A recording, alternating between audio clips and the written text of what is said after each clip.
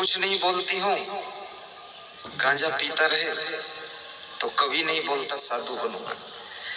तो मैंने कहा ये धमकी देने वाले लोग साधु नहीं बन सकते। जो गांजा नहीं छोड़ सकते हैं वो इतना बड़ा मनोविकार विषयों का काम वासना को कैसे छोड़ सकते हैं। गांजा, भांग, अफीम, चरस, बीड़ी, सिगरेट पीने वाले इन व्यसनों को जो ना छोड़ सके, मन बस में करना क्या जाए, वो मन कैसे बस में करेंगे। छोटा सा गांजा नहीं छोड़ रहा है और धमकी देता है कि सब पत्नी परिवार छोड़ दूंगा। मैंने कहा इसकी झूठी धमकी है, इसको तुम डांट डपट के सुधारो सब। तो मैंने उससे पूछा सच में साधु बनना चाहता तो मैं आया हूँ, चल मेरे साथ। अरे बोले मैं तो जिंदगी में साधु नहीं बनूंगा। अब साधु क्या बनेगा? साधु बनना बहुत सुखद है, साधु में सुख है और इसी सुख शांति के लिए मैं भी साधु बना हूं। मैं 9th में पढ़ता था तभी सोचा था सुख कहाँ है, तो मुझे लगा साधु में सुख है, इसलिए मैं साधु बना था। लेकिन साधु में एक विशेष बात है, खाली कपड़ा पहन लेने से साधु नहीं बनता कोई कि पगड़ी बांध लो और पहन लो और ऐसा सोच लो। और मेरे जैसे कपड़ा पहने कोई मिल जाए तो साधु मान भी मत लेना। कपड़ा बदलने से साधु नहीं होता, नहीं होता। लफड़ा बदलने से साधु बनता है। और जिसके पास पहले से लफड़ा ही ना हो वो तो बहुत महान होता है।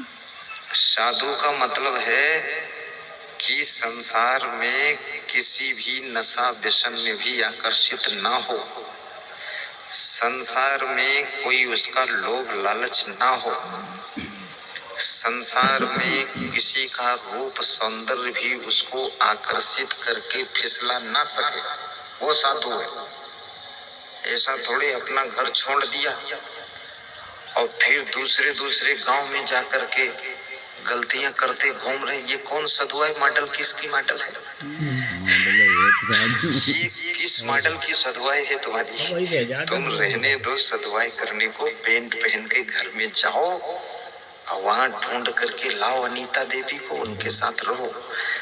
यहाँ साधु वधु ऐसे खेल तमाशा नहीं है। साधु को मार्केट में भी फालतू घूमना नहीं चाहिए। साधु को टीवी में नाच डांस और फिल्म कभी देखना नहीं चाहिए। साधु को मोबाइल में भी कोई गलत गाना वाना सुनना नहीं चाहिए।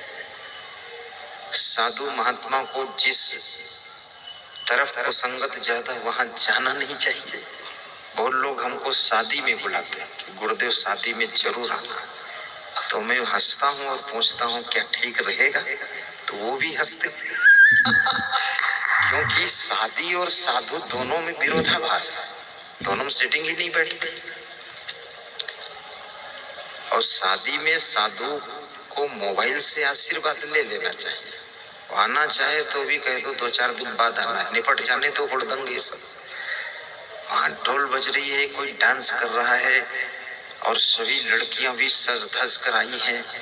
मैंने पूछा एक सज्जन से, एक लड़की की शादी है, बाकी ये सभी लड़कियां सज धज कर आई हैं और बहुत सारे लड़के भी सज धज कर आए, मतलब अर्थ क्या है?